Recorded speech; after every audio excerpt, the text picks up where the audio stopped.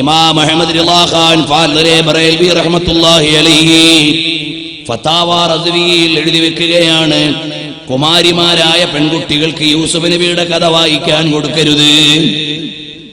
എന്താണിത്? ഖുർആനിന്റെ പാഠമാണ് യൂസുഫ് നബിയുടെ കഥ.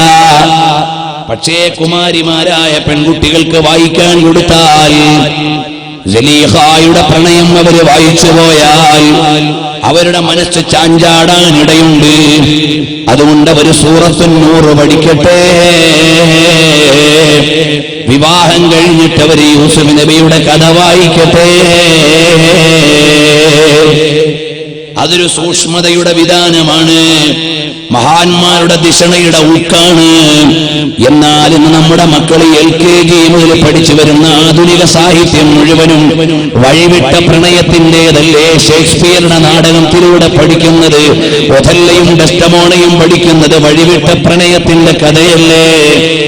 മലയാളത്തിലെ വലിയ വലിയ അവാർഡ് കിട്ടിയ പുസ്തകങ്ങളിലെ മുഴുവനും അകത്തളത്തിലുള്ളത് പ്രേമത്തിന്റെയും പ്രണയത്തിന്റെയും കഥയല്ലേ. ഖസാക്കിന്റെ ഇതിഹാസത്തിന് പറയാനുള്ളത് എന്താണ്? തകഴിയുടെ ചെമ്മീനിന് പറയാനുള്ളത് എന്താണ്?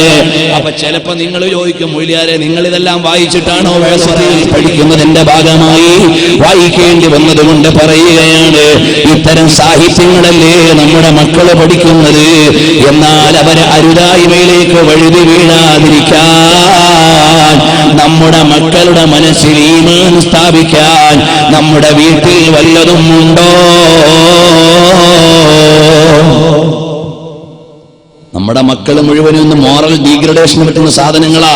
ചാനലിലൂടെയും ബുക്കിലൂടെയും സിലബസിലൂടെയും കോളേജിലൂടെയും ഹയർ സെക്കൻഡറിയിലും സെക്കൻഡറിയിലും ഡിഗ്രിയിലും മാസ്റ്റർ ലെവലിലും എല്ലാം നമ്മുടെ മക്കളെ പഠിച്ചുകൊണ്ടിരിക്കുന്നത് അരുതായ്മയുടെ അധ്യായങ്ങളിലേക്ക് പ്രചോദനം നൽകുന്നതാ.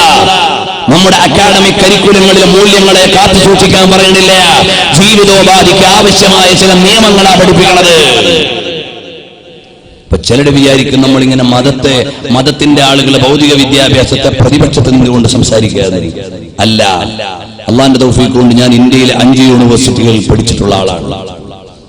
ഇപ്പോഴും ഞാൻ കേരള യൂണിവേഴ്സിറ്റിയിലെ റിസർച്ച് സ്കോളറാണ്.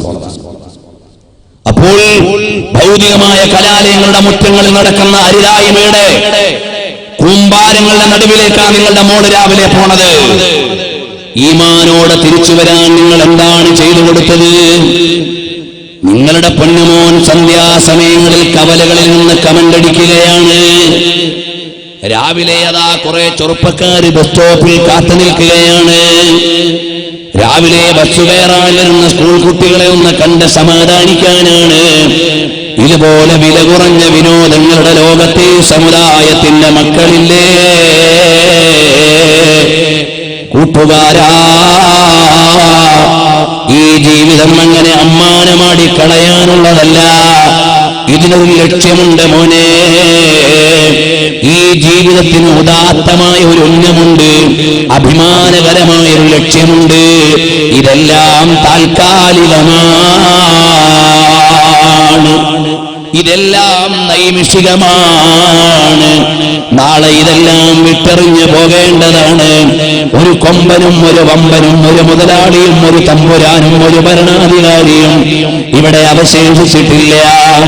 എല്ലാവരും അവരുടെ ടൈം എത്തിയപ്പോൾ അവരന്ന് യാത്രയായി പോയതാണ്. അതുപോലെ ഞാനും നീയും ഇവിടുന്ന് പോകേണ്ടവരാണ്. എന്റെ വീടിന്റെ പണിയൊന്ന് തീർന്നോട്ടെ ഇസ്രായേലേ. നവവധുക്കളും നവവരന്മാരും ലോകത്തോട് വിട പറഞ്ഞു പോയി. അള്ളാഹുവിന്റെ നിശ്ചയിച്ച സമയം അങ്ങ് എത്തിക്കഴിഞ്ഞാൽ, അള്ളാഹു നിശ്ചയിച്ച സമയം അങ്ങെത്തിയാൽ എന്നെയും നിങ്ങളെയും എന്നെ ബാക്കിയാക്കുന്നതല്ല. അതുകൊണ്ട് ഈ താൽക്കാലികമായ ദുനിയാവിന്റെ പളവളപ്പിലും മേനിമിടിപ്പിലും തുടിപ്പിലും ഇടിപ്പിലും ചലനത്തിലും വഞ്ചിക്കപ്പെടാതെ പാരത്രികമായ ലോകത്തിന്റെ വിധാനത്തേക്കല്ലേ മോനെ ചിന്തിക്കേണ്ടത്. അതാ മഹാന്മാരുടെ ആലോചനകൾ മുഴുവനും അവിടെയാണ്. ബഹുമാനപ്പെട്ട സയ്യിദുനാ അബ്ദുല്ലാഹി ഇബ്നു സുബൈർ റളിയല്ലാഹു അൻഹു യാത്രയായില്ലേ. വരട്ടെ, മദ്ഹബിന്റെ ഇമാമുകളിൽ ഒന്നാമനായ മഹാനായ സയ്യിദുനാ ഇമാമുൽ അഅ്ലം അബൂ ഹനീഫ റളിയല്ലാഹു അൻഹു. ആരാണ് അബൂ ഹനീഫ തങ്ങൾ? ആരാണ്? ലോകത്തുള്ള മുഴുവൻ പണ്ഡിതന്മാരും മിൻ ഇയാലി അബീ ഹനീഫ, അബൂ ഹനീഫ റളിയല്ലാഹു അൻഹുവിന്റെ കുടുംബക്കാരാണ്. ശാഫിഈ ഇമാം തങ്ങൾ മാലികി ഇമാം തങ്ങളോട് ചോദിച്ചു, ബഹുമാനപ്പെട്ട അബൂ ഹനീഫ തങ്ങളെ കുറിച്ച് എന്താണ് പറയാനുള്ളത്? ഈ നിൽക്കുന്ന തൂണ് സ്വർണമാണെന്ന് അബൂ ഹനീഫ വാദിച്ചാൽ ഞാൻ ഗണ്ണിക്കാൻ പോവില്ല. അത് സ്ഥിരപ്പെടുത്താൻ മാത്രമുള്ള ബുദ്ധിയുള്ള മഹാനാണ്, ബുദ്ധിയുടെ കേന്ദ്രമാണ് ഇമാമുൽ അഅ്ലം അബൂ ഹനീഫ. സാധുവായ ഞാൻ അബൂ ഹനീഫ തങ്ങളെ കുറിച്ച് കോഴിക്കോട് കടപ്പുറത്ത് സംസാരിച്ച 6 മണിക്കൂർ സീഡിയുണ്ട്. അതിൽ വിശദമായി ഗ്രന്ഥങ്ങൾ ഉദ്ധരിച്ച് പറഞ്ഞിട്ടുണ്ട്. വരട്ടെ, ആ മഹാനായ ഇമാമുൽ അഅ്ലം അബൂ ഹനീഫ റളിയല്ലാഹു അൻഹു ആരാണ്? ഗവൺമെന്റ് പറഞ്ഞു അബൂ ഹനീഫ ഇമാം തങ്ങളോട് ജഡ്ജിയാകാൻ. അബൂ ഹനീഫ തങ്ങൾ പറഞ്ഞു എനിക്കാവൂല, കാരണം രാജാക്കന്മാരുടെ ഇംഗിതത്തിനനുസരിച്ച് ഫത്വ കൊടുക്കാൻ എന്നെ കിട്ടൂല. ഞാൻ അല്ലാഹുവിന്റെ ദീനിനനുസരിച്ചല്ലാതെ ഫത്വ കൊടുക്കാൻ പറ്റൂല. രാജാക്കന്മാരുടെ താല്പര്യത്തിനനുസരിച്ച് ഫത്വ ഇറക്കാൻ എന്നെ കിട്ടൂല. അബൂ ഹനീഫ ഇമാം തങ്ങൾ ആരാണ്? കോടിക്കണക്കിന് അനുയായികളുള്ള പണ്ഡിതനാണ്. അബൂ ഹനീഫ തങ്ങളെ ചാട്ടവാറുകൊണ്ട് അടിച്ചില്ലേ? ക്രൈസ്തവ ജനതയല്ല, ജൂത ജനതയല്ല, ബഹുദൈവാരാധകരല്ല, ഇസ്ലാമിന്റെ പേരിലുള്ള ഭരണകൂടമാണ്. മഹാനായ ഇമാമുൽ അഅ്ലം അബൂ ഹനീഫ റളിയല്ലാഹു അൻഹുവിനെ ചാട്ടവാറുകൊണ്ടടിച്ച് പരവശനാക്കിയിട്ട് ജയിലിന്റെ ഉള്ളിലേക്കങ്ങ് തള്ളി.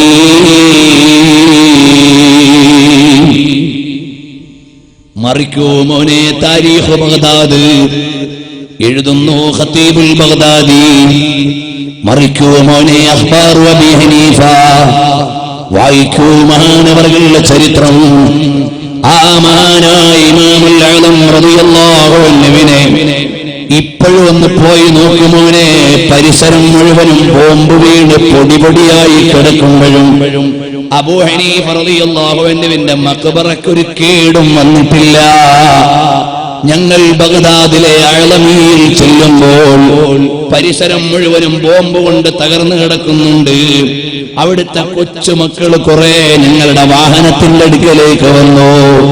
ഞങ്ങളുടെ കയ്യിലുള്ള ചില്ലറ കിട്ടാനാണ്, അല്ലെങ്കിൽ കഴിച്ച ഭക്ഷണത്തിന്റെ ബാക്കി കിട്ടാനാണ്. അവര് കൂടെ നടന്നിങ്ങനെ പറയാണ്, അവിടെ ഒരു ഭിത്തിയിൽ ഒരുപാട് ആളുകളുടെ ഫോട്ടോ പതിച്ചിട്ടുണ്ട്. കഴിഞ്ഞ അമേരിക്കൻ ആക്രമണത്തിൽ മരിച്ചുപോയവരുടെ ഫോട്ടോകൾ. അതിൽ ഖാലിദ് എന്നൊരു കുട്ടി പറയാണ്, എന്റെ എളാപ്പാതിൽ കൊല ചെയ്യപ്പെട്ട ആളാണ്. വേറൊരു കുട്ടി പറയാണ്, എന്റെ വാപ്പ ഇവിടെ വെടികൊണ്ട് മരിച്ച ആളാണ്. ആ മക്കളിങ്ങനെ പഠനമില്ല, പള്ളിക്കൂടമില്ല, പള്ളിയില്ല, പാതിരിയില്ല, പസിയടക്കാൻ വകുപ്പില്ല. തകർന്ന തരിപ്പണമായ ബഗ്ദാദിന്റെ മണ്ണിൽ ഇടിപൊടിയായ വീടുകളുടെ മൂലയിൽ കഴിയുന്ന ഓമന മക്കള് വിദേശികളെ കണ്ടപ്പോടി വന്നതാണ് വല്ലതും കിട്ടാൻ. അങ്ങനെയുള്ള ആ നാട്ടിൽ മഹാനായ ഇമാമുൽ അഅ്ലം തങ്ങളുടെ മഖ്ബറ കണ്ടില്ലേ? രാജകീയമായി ഉയർന്നു നിൽക്കുകയാണ്. ഞാൻ അങ്ങോട്ട് വരാം. മഹാനായ ഇമാമുൽ അഅ്ലം റളിയല്ലാഹു അൻഹുവിനെ ചാട്ടവാറുകൊണ്ടടിച്ച് പരവശനാക്കിയിട്ട് ജയിലിന്റെ ഉള്ളിലേക്ക് തള്ളി. കൊലക്കത്തിയെടുത്ത മഹാനവറുകളെ ഭീഷണിപ്പെടുത്തി. ഓ അബൂ ഹനീഫ, നിങ്ങളുടെ നിലപാട് മാറണം. അബൂ ഹനീഫ തങ്ങൾ പറഞ്ഞു, മാറൂല്ല. ജയിലഴിയുടെ അകത്തളത്തിലിട്ട് കഠാര കാണിച്ച് ഭയപ്പെടുത്തുമ്പോഴും അല്ലാഹുവിനെ ഭയന്ന ആലിമിന് ഭയമില്ല. മഹാനായ ഇമാമുൽ അഅ്ലം തങ്ങൾക്ക് വിഷം കലർത്തിയങ്ങ് കൊടുത്തു. ഉള്ളിലെത്തിയപ്പോഴാണ് അറിയുന്നത് വിഷം ഉള്ളിലെത്തിയിട്ടുണ്ടെന്ന്. ആരാ മോനെ? ഒരു പള്ളിയിലെ മുലിയാരല്ല, കേവലം ഒരു പള്ളിയിലെ മുക്രിയല്ല, ഒരു മഹലിന്റെ കാലിയല്ല, ലോകം മുഴുവനും വിവരം കൊണ്ട് നിറച്ച ഇമാമുൽ ആലം തങ്ങളെ ഈ സമുദായത്തിന്റെ പേരിലുള്ള ധിക്കാരികൾ കാണിച്ച അതിക്രമത്തിന്റെ ചരിത്രമാണ് ഞാൻ വായിക്കുന്നത്. ആ മഹാനായ ഇമാമുൽ ആലം തങ്ങള് വിഷം അകത്തെത്തിയെന്നറിഞ്ഞപ്പോൾ സജദ ലില്ലാഹ്, സുജൂദിലേക്കങ്ങ് വീണു. ഇതെന്റെ യാത്രയുടെ സമയമാണെന്നറിഞ്ഞു. സുജൂദിൽ കിടന്നുകൊണ്ട് ഇമാമുൽ ആലം തങ്ങൾ ജയിലിൽ വെച്ച് വഫാത്തായി പോയി. ഇന്നാ ലില്ലാഹ്. ചോദിക്കട്ടെ സഹോദരാ, ചാട്ടവാറ് കൊണ്ടടിച്ചതുകൊണ്ട് ഒരു ആലിമിന്റെ വിലാസം പോയോ? ഇല്ല ഇല്ല. ഭീഷണിപ്പെടുത്തി ജയിലിൽ അടച്ചതുകൊണ്ട് ഒരു ആലിമിന്റെ വിലാസം പോയോ? ഇല്ല ഇല്ല. ജയിലിൽ കിടന്ന് വഫാത്തായി എന്ന കാരണത്താൽ അബൂ ഹനീഫ തങ്ങൾക്ക് വല്ല കുറവുണ്ടോ? ഇല്ല ഇല്ല. ഇനി ഞാൻ ഒരു ഭാഗം കൂടെ ചോദിക്കട്ടെ. ആ ഇമാമുൽ ആലം തങ്ങളെ ചാട്ടവാറ് കൊണ്ട് തല്ലി പഴിപ്പിച്ച് ജയിലറയിലേക്ക് വലിച്ചു തള്ളിയിട്ട് ജനാസ പുറത്തേക്ക് കൊടുത്ത ആ കാലത്തെ കാപാലികന്മാരായ ഭരണാധികാരികൾ ആരെങ്കിലും ഈ ലോകത്തിന് ആവശ്യം